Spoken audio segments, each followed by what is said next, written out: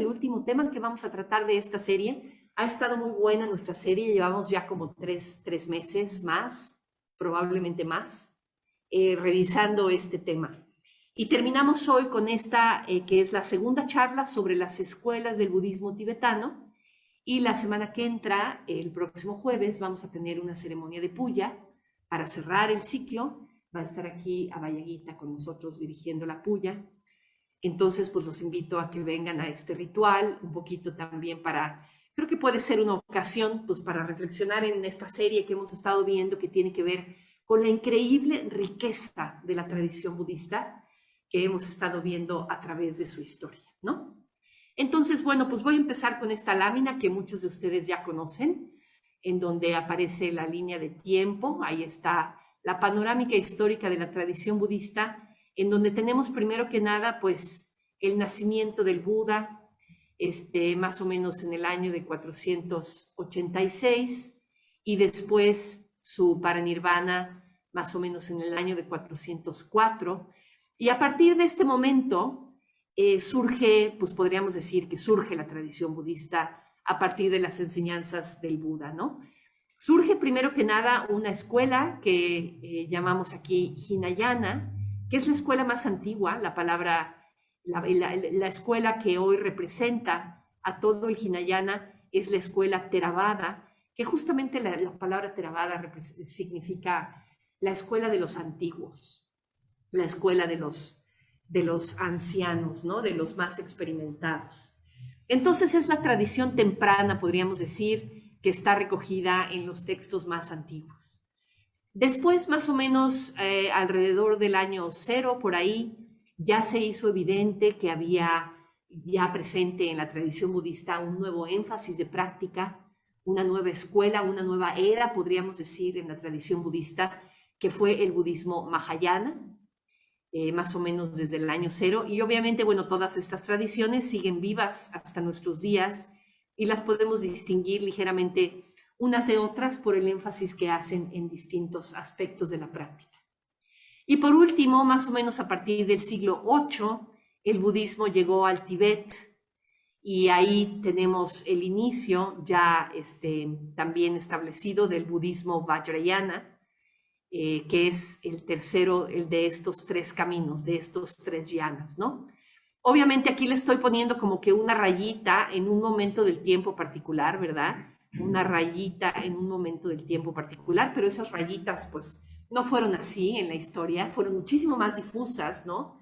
El proceso de surgimiento del Mahayana pues viene prácticamente de casi de la época de la muerte del Buda, que se fue consolidando después esa tradición. Y lo mismo con el Vajrayana, ¿no? El Vajrayana tiene sus raíces en el Tantra hindú, en el Tantra de la India, que después tuvo influencia sobre el Tantra budista de la India desde el siglo II, y poquito a poco se empezó a transformar hasta que ya en el siglo VIII llegó al Tíbet y ya propiamente se le reconoce como un nuevo yana, un nuevo camino, que es el camino diamantino, ¿no?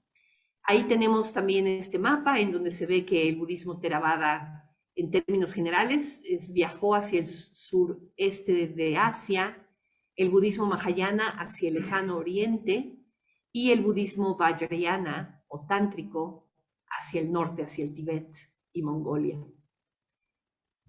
Y bueno, los tres énfasis, podríamos decir que el Hinayana enfatiza el ideal del Arahant, el ideal del practicante que está buscando su propia iluminación a partir de practicar las enseñanzas del Buda, con mucho énfasis en la práctica de la ética, en la disciplina monástica, en la meditación, ¿no? Después en el Mahayana tenemos un nuevo énfasis que surge, que es el ideal del Bodhisattva. El Bodhisattva es ese practicante que practica no nada más por su propia liberación, sino por la iluminación de todos los seres.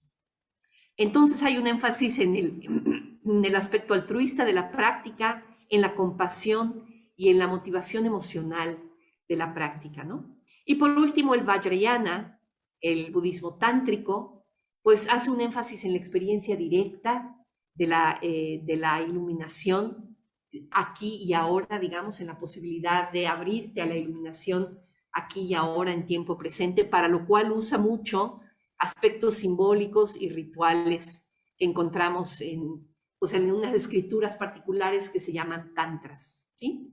Bueno, eso fue muy en general. Pues los tres yanas están basados en la experiencia del Buda. Los tres yanas se basan en la enseñanza del Buda que obtuvo o que proclamó, digamos, a partir de su despertar, a partir de su experiencia de la iluminación y a partir del ejemplo que fue su vida, ¿no? Y toda la tradición que se derivó de estas enseñanzas y de esta experiencia de iluminación del Buda, y toda la comunidad de practicantes que después se asoció a esta tradición, y entre los cuales hubo también otros iluminados que presentaron su propia versión de las enseñanzas desde su propia experiencia de iluminación. Entonces, la diversidad de la presentación del Dharma, digamos, del budismo es increíble, es tan grande como mentes iluminadas ha habido en la historia, ¿no? El camino del Buda es un camino de transformación radical que está basado en la ética, la meditación y la sabiduría. Entonces, en todas las escuelas del budismo encontramos un énfasis fuerte a estos tres aspectos de la práctica. Y bueno, aquí tenemos entonces los tres yanas, el pequeño vehículo que es el Hinayana, el gran vehículo Mahayana y el vehículo del diamante o el vehículo diamantino que es el Vajrayana. Yana significa vehículo o camino, y cada yana recopila las enseñanzas de los yanas previos. Entonces, cuando surge el Mahayana, no es que desaparezca el Hinayana, ¿no? De alguna manera se incorporan las enseñanzas del Hinayana en el Mahayana. Y lo mismo cuando surge el Vajrayana incorpora tanto el Hinayana, tanto el budismo más antiguo, como las enseñanzas y el énfasis del Mahayana. Y le añade su propia contribución a la enseñanza. Entonces, vamos al Vajrayana, porque en realidad vamos a hablar del momento en el que el budismo llega al Tíbet, que es justamente cuando surge el Vajrayana. El Vajrayana surgió a partir de la entrada del budismo en el Tíbet, en el siglo VIII. A pesar de que obviamente ya había habido influencias budistas en el Tíbet, en el siglo VIII ya se establece de manera más clara porque ya aparece un monasterio que se llamó el monasterio Samye, que fue fundado por un rey que se llamaba Trison Detsen. Trison Detsen quería que el budismo se estableciera ya de manera más clara y más estructurada en Tíbet. Y entonces invitó maestros budistas indios a su corte. Entre ellos, primero que nada, invitó a Shantarakshita. Aquí aparece una estatua de Shantarakshita que vivió en el siglo VIII. Y Shantarakshita encontró muy difícil establecer el budismo en el Tíbet, encontró mucha oposición por parte de las religiones originarias, digamos, ¿no? Y luego Shantarakshita regresó a la India y trajo consigo a Padmasambhava. Y Padmasambhava fue realmente quien llevó a cabo esto que se conoce como la primera difusión del budismo en el Tíbet. Padmasambhava se le conoce también como Guru Rinpoche, que significa maestro precioso. Aquí lo tenemos en una imagen. Es una figura pues muy importante en el budismo. Los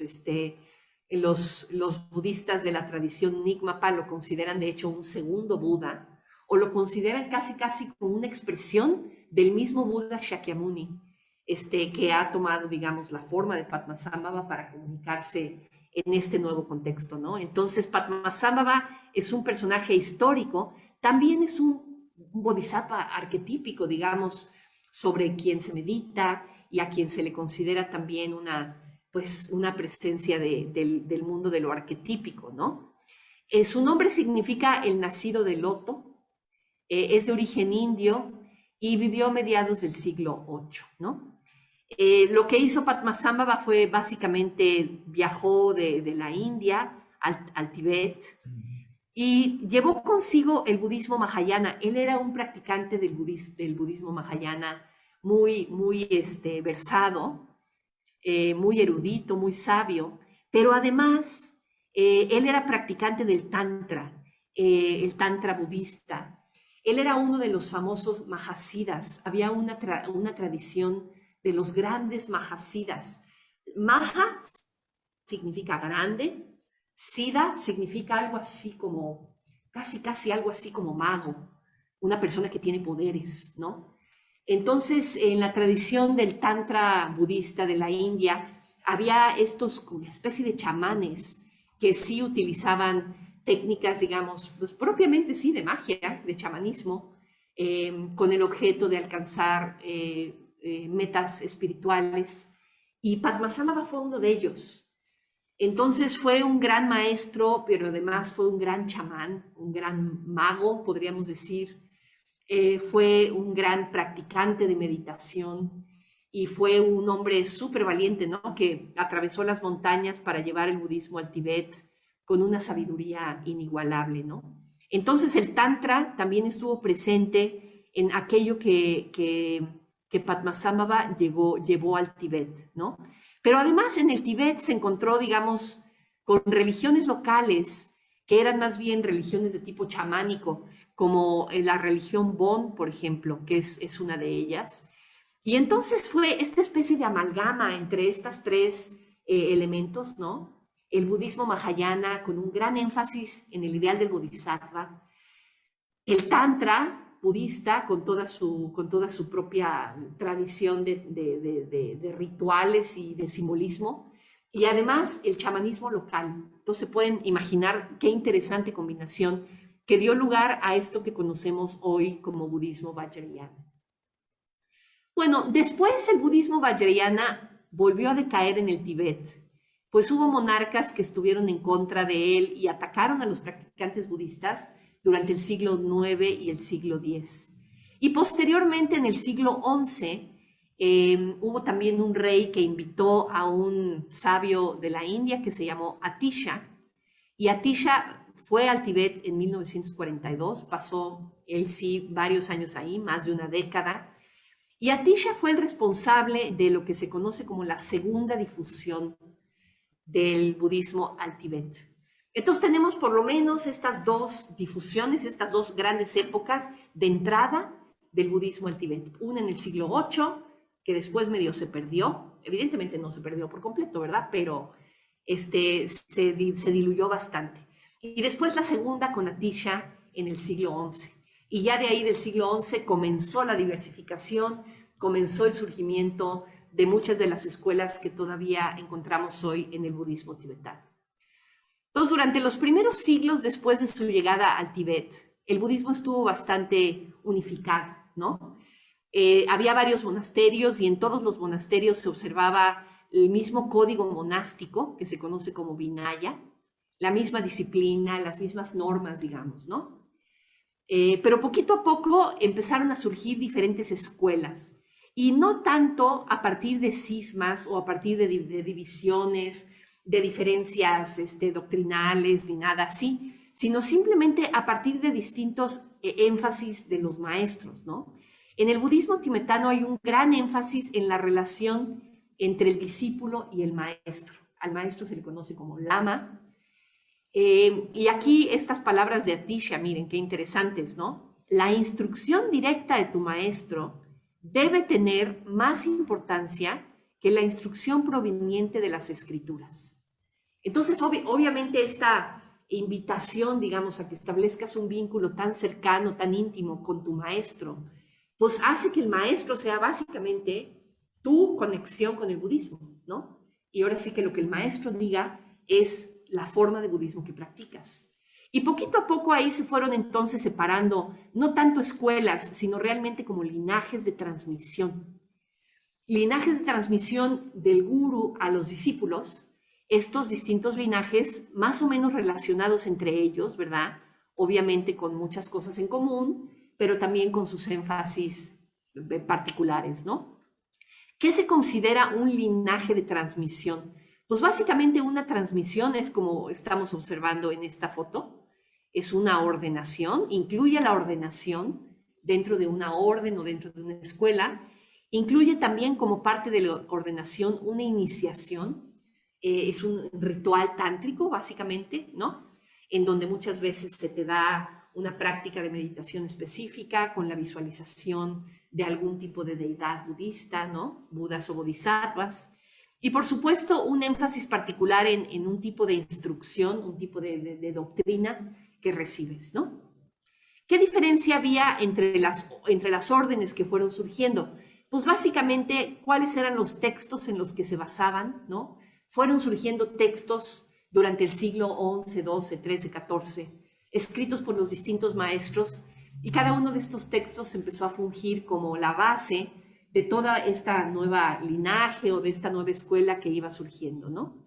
También las distintas escuelas tenían, digamos, distintas figuras búdicas o distintos bodhisattvas en los cuales se meditaba, que estos son los que se conoce como yidams, los yidams o protectores. Estas prácticas de visualización en el budismo tibetano son muy importantes, son prácticas de meditación en las cuales el meditador visualiza una figura de Buda, por ejemplo, la figura de Padmasambhava que está ahí atrás, o la figura de Tara Blanca que tenemos de este lado, o la figura de Vajrasattva, o la figura del Buda histórico, el Buda Shakyamuni. Visualizas esa imagen en tu mente y de alguna manera cantas su mantra en tu mente también y estableces una especie de vínculo, de relación con esa figura en tu práctica meditativa. Y estas prácticas meditativas son muy importantes en el tantra budista, ¿no? Entonces, estas figuras búdicas o bodhisáttvicas, pues para cada escuela eran distintas, ¿no? Algunas tendrían su énfasis en el bodhisattva Manjushri, que lo tenemos por acá. Otras tenían su énfasis en otro tipo de deidades, ¿no?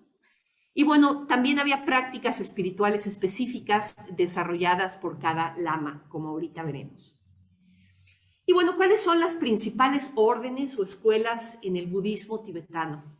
Por un lado, la escuela Nyingma. La escuela se llama Nyingma y la persona que practica en esa escuela se llama Nyingma Pa. La palabra Pa o el sufijo Pa significa persona o hombre. Entonces, un Nyingma Pa es una persona que practica en la escuela Nyingma.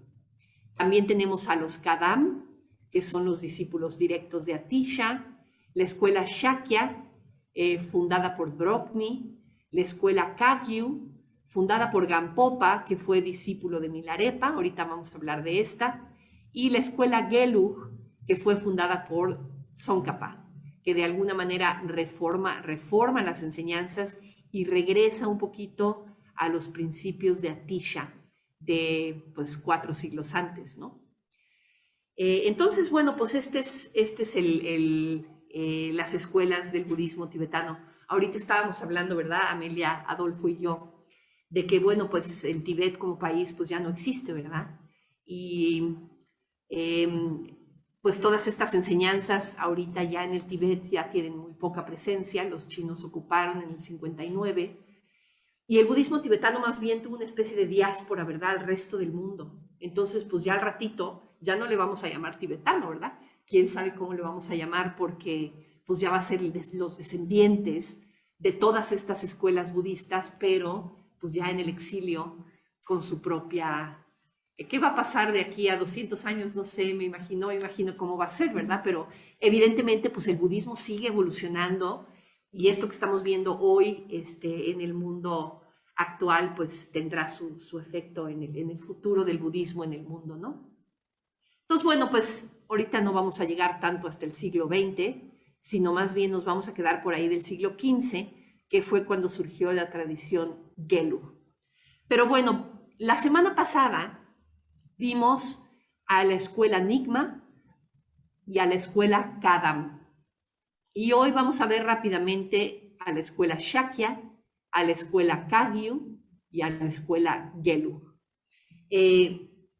Obviamente hay libros enteros que se podrían escribir sobre este tema, ¿verdad? Entonces, pues una probadita, ¿no? Con 2 transparencias para cada escuela, ¿verdad? Para intentar identificar, bueno, qué la caracteriza, más o menos cuándo surgió, con qué énfasis, quiénes fueron los personajes importantes que probablemente a muchos de ustedes no les digan mucho estos nombres, ¿verdad? Padmasambhava, Atisha, Drokmi, ¿no? pero miren, son personas importantísimas en la tradición budista y aprender un poquito sobre ellas es interesante, ¿no? A veces nosotros aquí en la educación que recibimos de nuestra famosa SEP aquí en México, la verdad es que recibimos muy poca educación histórica con respecto a la historia de Asia, ¿no? Sí, recibimos mucho más educación con respecto a la historia de Europa, un poquito de las Américas, pero bien poquito de Asia. Entonces, en el momento en el que te pones a leer sobre todos estos temas de cómo los chinos invadieron Mongolia y cómo se llevaron el budismo de aquí para allá, y luego los mongolos invadieron Tibet, y luego más bien Tibet invadió Mongolia, y luego todas estas cosas, híjole, yo la verdad es que no sabía yo nada de estos temas ahorita que me puse a investigar sobre todo esto, ¿no? Entonces, bueno, pues espero que les parezca interesante a ustedes también. Pues la orden Shakya. La palabra Shakya en tibetano no está relacionada con la palabra Shakya en sánscrito, ¿sí? La palabra Shakya en sánscrito se refiere a una tribu que vivió en el norte de la India y que fue precisamente la tribu de la que surgió el Buda histórico, Shakyamuni. Pero en este caso la palabra Shakya en tibetano significa otra cosa, significa tierra amarillenta. En el sentido de una tierra de barbecho sin arar, ¿no? Como la que observamos aquí. En muchos lugares en el Tíbet observamos este tipo de paisajes. Son zonas muy altas, muy frías, entonces muchísimas de ellas no se siembran, ¿no? Solamente en los valles irrigados tenemos zonas sembradas y en muchas zonas simplemente tenemos esta especie de tierra amarillenta. Entonces, la orden Shakya, básicamente esto es lo que significa, tierra amarillenta. Y obtiene su nombre del linaje, perdón, del monasterio principal, el monasterio principal que se estableció para este linaje. Al monasterio se le llamó el monasterio Shakya porque estaba en este paisaje de tierra amarilla y ya por lo tanto a la orden se le llamó Shakya. Fue fundada por un budista que se llamó Drokmi, que fue contemporáneo de Atisha. O sea, fue justamente simultáneo a la segunda difusión del budismo en el siglo XI. Drokmi, y no tanto Drokmi, sino realmente los discípulos de Drokmi fueron los que establecieron la orden Shakya a partir de este monasterio Shakya que fundaron, ¿no? Drokmi estudió en la India. Vamos a ver que muchos de los que fundaron estas órdenes realmente estudiaron en la India, aunque ellos eran tibetanos. Venían de pasar décadas estudiando con maestros en la India y después de llevarse las enseñanzas del budismo indio al Tíbet, ¿no? Estudió en la India con diversos maestros espirituales y fundó esta orden que tenía esta característica. La orden Shakya tiene maestros laicos y también tiene maestros monjes. Y el liderazgo se transmite del abad de un monasterio a su hijo, cuando evidentemente el abad es laico y no observa votos de celibato, entonces tiene hijos y el liderazgo del monasterio se pasa, digamos, de padres a hijos, o cuando no hay hijos, de padre a sobrinos. También hay una transmisión hacia el sobrino, el hijo del hermano o el hijo de la hermana más inmediata. Entonces, es una estructura muy particular que pues, se parece mucho a lo que luego observamos en las monarquías en otros lugares del mundo, ¿verdad? Pero pues así era la orden Shakya. Pues cuando tomaban votos de celibato, no. Podrían estar en un monasterio sin ser monjes propiamente, sin tener votos de celibato. Entonces sí, estaban en un monasterio, pero realmente podían tener esposa y tenían vida laica, ¿no? Entonces, una cosa muy importante que distingue a los Shakyas es su erudición. O sea, le daban mucho énfasis al aspecto del estudio de los textos, de la comprensión de la filosofía, del dominio de los principios, digamos, dogmáticos y doctrinales, no dogmáticos, doctrinales. Entonces había mucho énfasis en el estudio. Y hay uno de sus grandes maestros, que fue un erudito e historiador, se llamó Butón, que vivió en el siglo XIII y XIV, ¿no?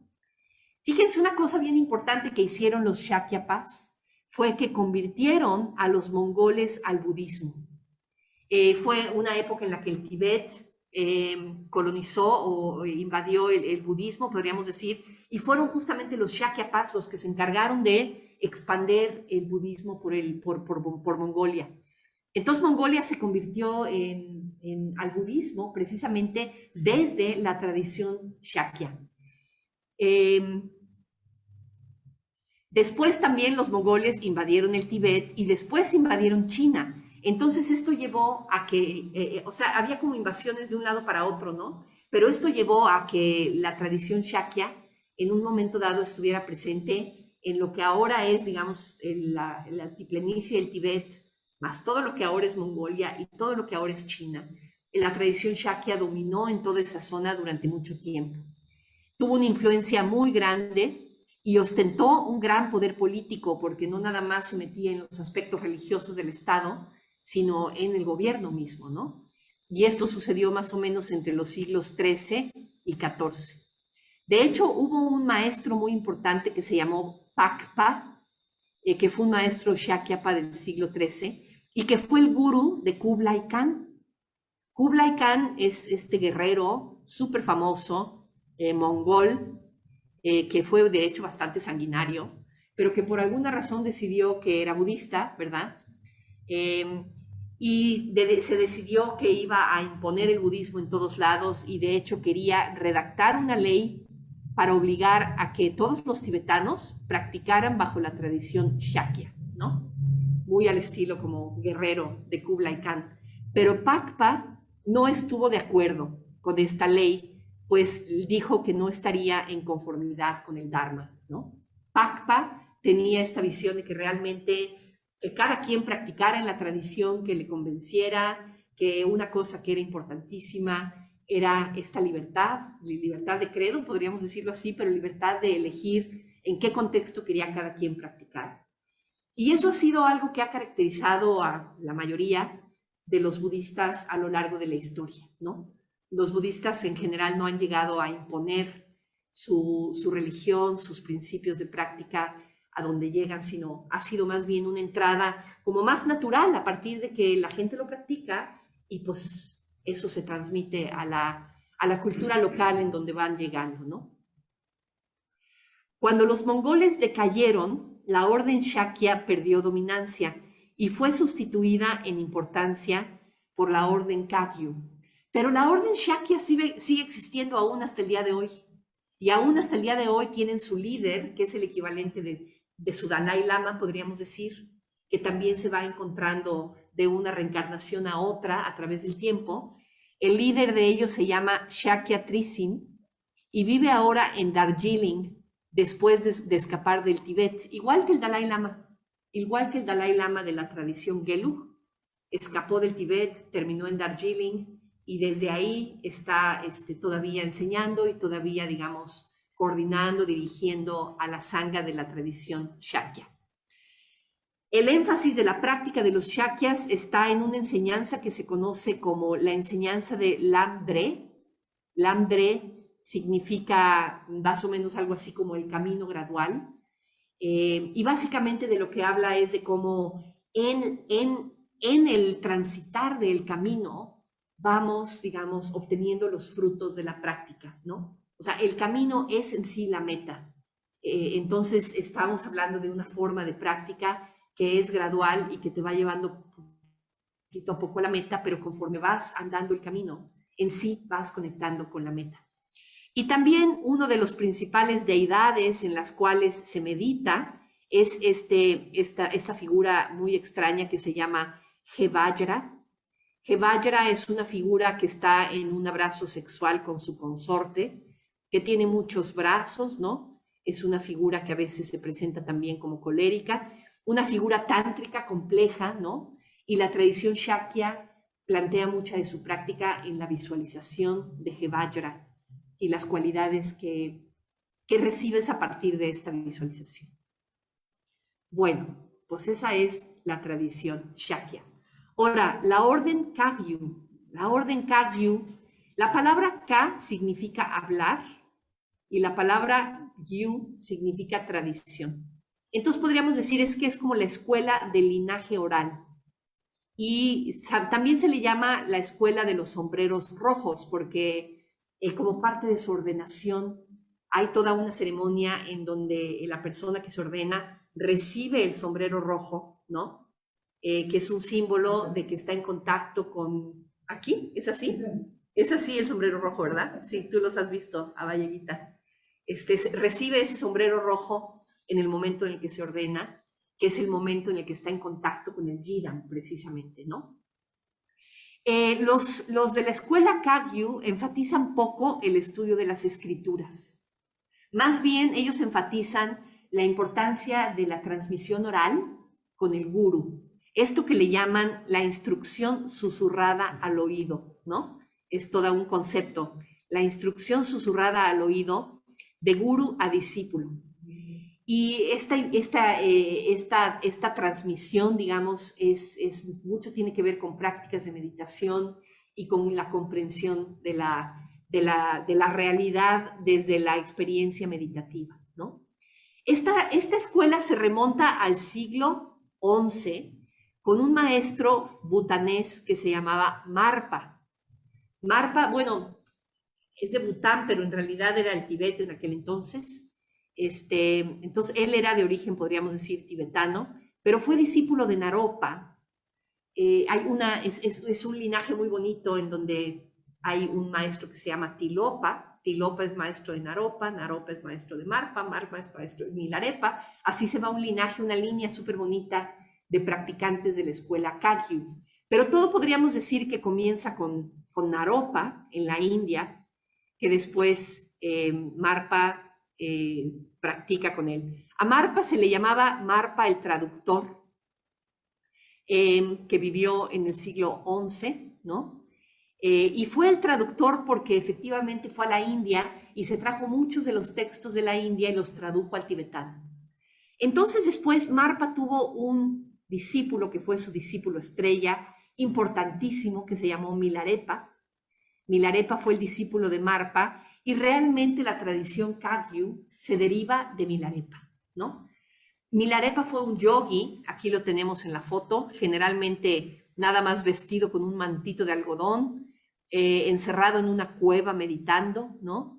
Fue un yogi muy importante y tuvo sus discípulos, tuvo muchos discípulos, por cierto, hombres y mujeres. Alguien preguntaba el otro día por las mujeres, ¿verdad? Milarepa tuvo discípulas mujeres que también alcanzaron la iluminación en la época de Milarepa.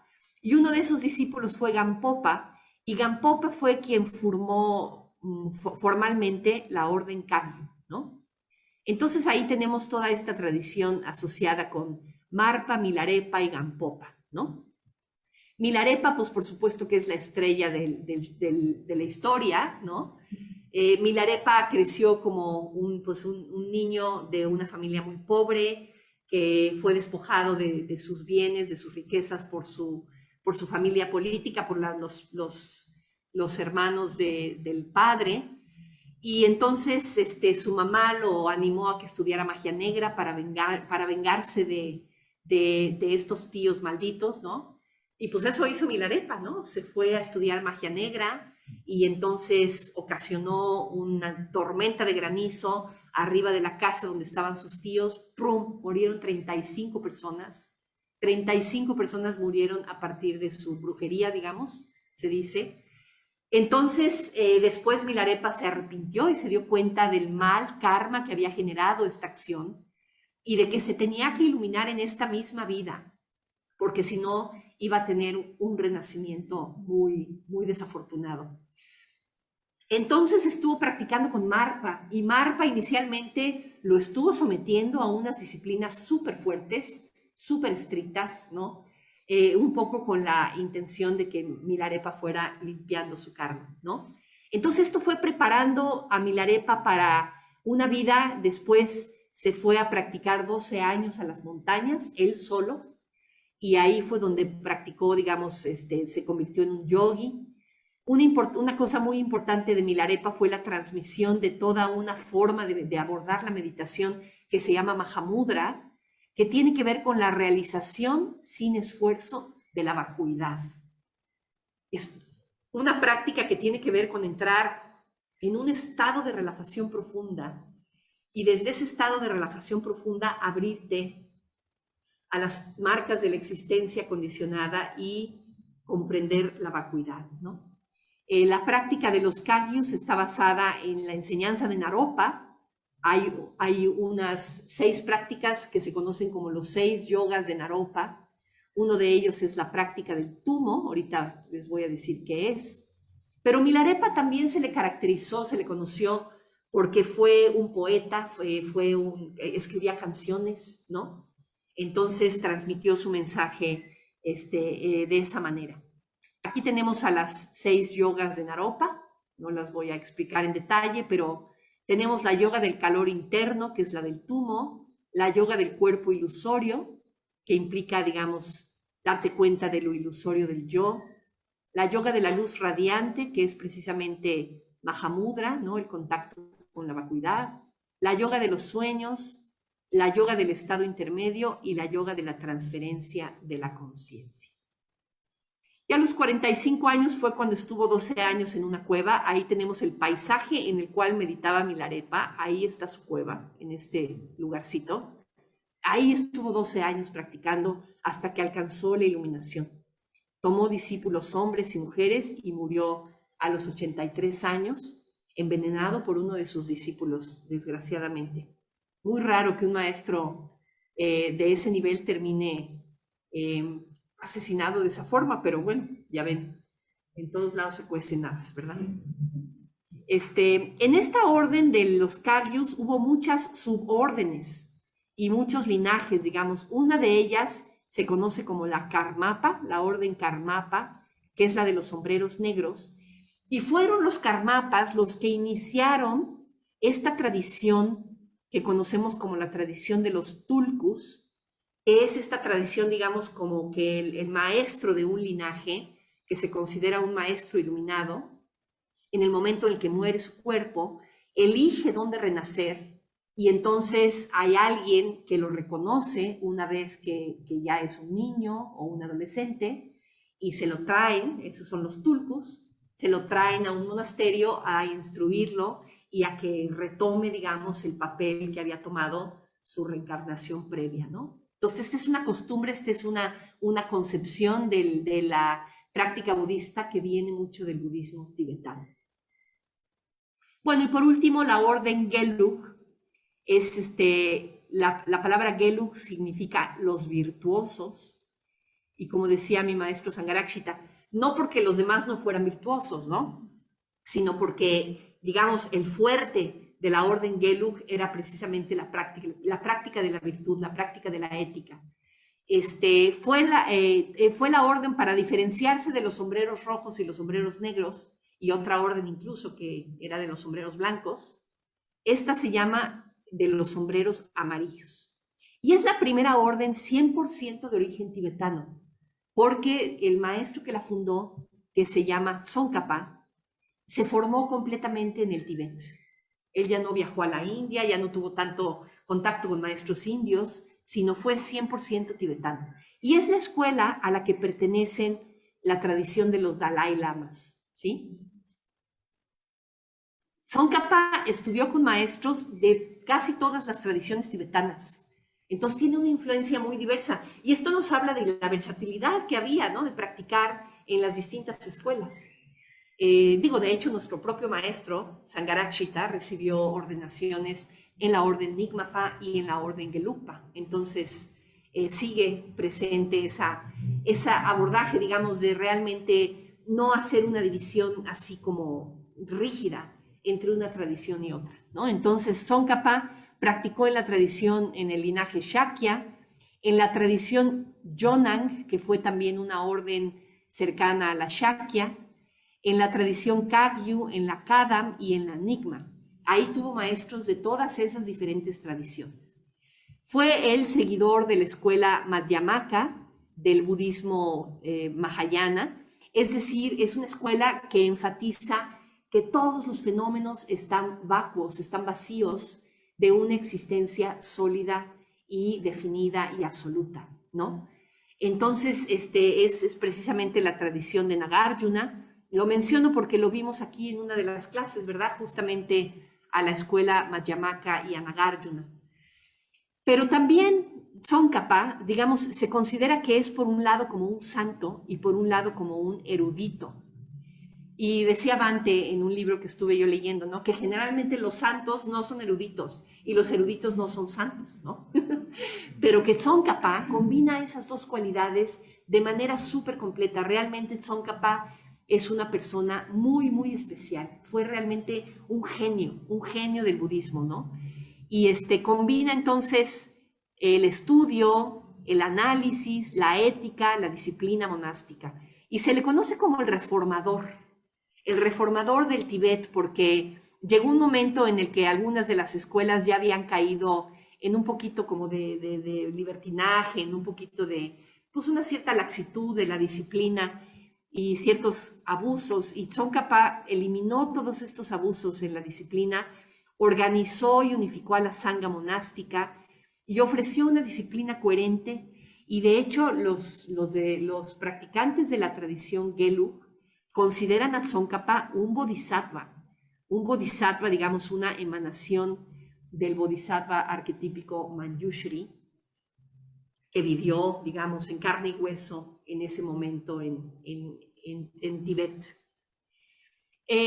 Los Gelugpas construyeron 3 grandes monasterios cerca de la capital de Tibet, que es Lhasa. Estos monasterios se llamaban Ganden, Sera y Drepung. Y eran, bueno, aquí están todavía las ruinas, bueno, ya las ruinas ya reconstruidas del monasterio de Ganden. Eran monasterios en donde se albergaban hasta 5,000, hasta 7,000 monjes. O sea, eran casi como pequeños pueblitos. Eran realmente contextos gigantescos de práctica, ¿no? Y lo que tenemos en la enseñanza de Tsongkhapa se conoce como las enseñanzas del Lam Rim. El Lam Rim, ya lo mencionamos ahorita antes con otro título, pero es similar. El Lam Rim significa las etapas del camino gradual o el camino gradual. Y es básicamente, hace énfasis en la práctica de las 6 perfecciones o las 6 paramitas, que son la generosidad, la ética, la paciencia, la energía, la meditación y la sabiduría. Entonces aquí no hay tanto un camino triple, sino un camino sextuple, ¿verdad? De lo que se trata es precisamente de ir perfeccionando esas cualidades búdicas, digamos, en la propia vida, hasta alcanzar el camino del bodhisattva. Ese es el camino del bodhisattva, hasta alcanzar la iluminación suprema por el beneficio de todos los seres. Para el siglo XV, el linaje Gelug ya era muy importante en el Tíbet y fue el que empezó realmente a dominar la escena, ¿no? Y se convirtió no nada más en un linaje religioso, sino también en un linaje que adquirió mucho poder político. Y llegó un momento en el que, bueno, pues hasta antes de la invasión en China, sobre todo del siglo XVII al siglo XX, los Dalai Lamas, la tradición de los Dalai Lamas, fueron los gobernantes del Tíbet, los gobernantes del pueblo tibetano, los jefes de Estado y líderes religiosos del pueblo tibetano. O sea, a pesar de que estaban las otras órdenes presentes y de que se les respetaba perfectamente y todo, se le reconocía al Dalai Lama como el líder religioso y político del pueblo tibetano. Los Dalai Lamas son descendientes, se dice que son las reencarnaciones del tercer abad de Ganden. El primero que recibió el título de Dalai Lama fue precisamente el tercer abad de Ganden. Y este título se lo dio un regente mongol que se llamaba Altan Khan, ¿no? La palabra Dalai, de hecho, es una palabra mongola que significa océano. Y la palabra lama significa, pues, maestro, ¿no? Entonces es el maestro que es tan grande como el océano. Eso es lo que significa Dalai Lama. Y es una tradición, digamos, de diferentes herederos, podríamos decir, reencarnaciones de toda esta serie que fueron heredando el trono y heredando el liderazgo del pueblo tibetano. desde el primero, que fue el tercer. Bueno, de hecho ya fue el tercer Dalai Lama, por cierto, porque de manera, ¿cómo se dice? En retrospectiva, se le dio el título de Dalai Lama también al segundo y al primer abad de Ganden, pero en realidad al primero que se le dio propiamente el nombre fue al tercero. Y después tuvimos pues varios Dalai Lamas que fueron muy importantes, que tuvieron decisiones políticas y religiosas muy importantes. Pero bueno, básicamente a los Dalai Lamas se les considera manifestaciones del Bodhisattva Avalokiteshvara, que es el Bodhisattva de la compasión.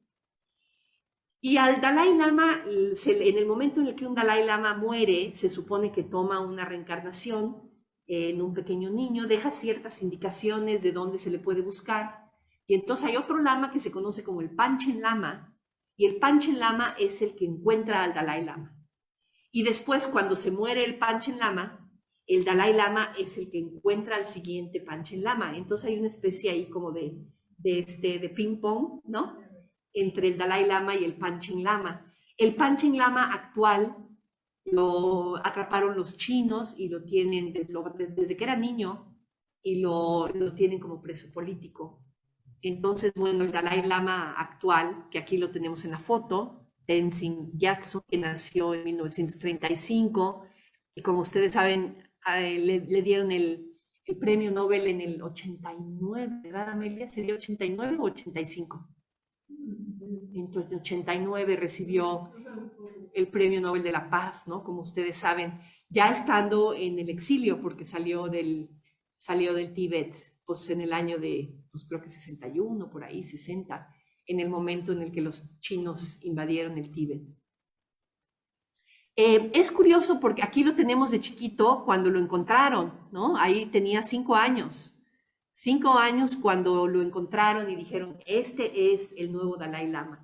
Y lo entronaron como Dalai Lama, pues poquito después, ¿no?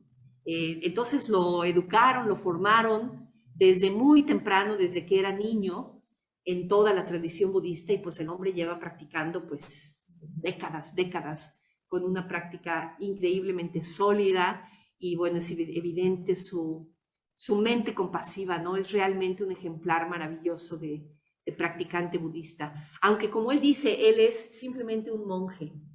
De hecho, desde el 2011 renunció a ser el líder político y religioso del pueblo tibetano y dijo, yo soy simplemente un monje.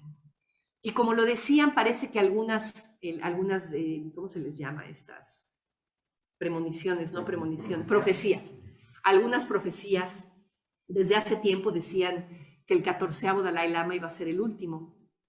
Y el Dalai Lama, pues parece que ya avisó que efectivamente con él se termina la tradición de los Dalai Lamas, ¿no? Entonces entramos como en una nueva fase del budismo de la escuela Gelugpa, como qué forma va a tomar después, ¿verdad? Ya veremos. Pero lo que es interesante es que, bueno, durante la época de los Dalai Lamas en el Tíbet, el Dalai Lama era jefe de Estado y era líder religioso, pero no era líder espiritual, digamos. Realmente, el abad de Ganden era el que establecía, digamos, era una postura bastante menor dentro de la jerarquía tibetana. Él era el que establecía cómo debe practicarse el Dharma. Él era, digamos, el que establecía las pautas éticas, las pautas monásticas, las pautas meditativas, no tanto el Dalai Lama. El Dalai Lama no tenía tanto ese papel de enseñanza, sino más bien como de un tipo de liderazgo religioso y político, ¿no? Entonces, bueno, pues aquí termina nuestra serie sobre historia, visión histórica de la tradición budista. Espero que les haya gustado.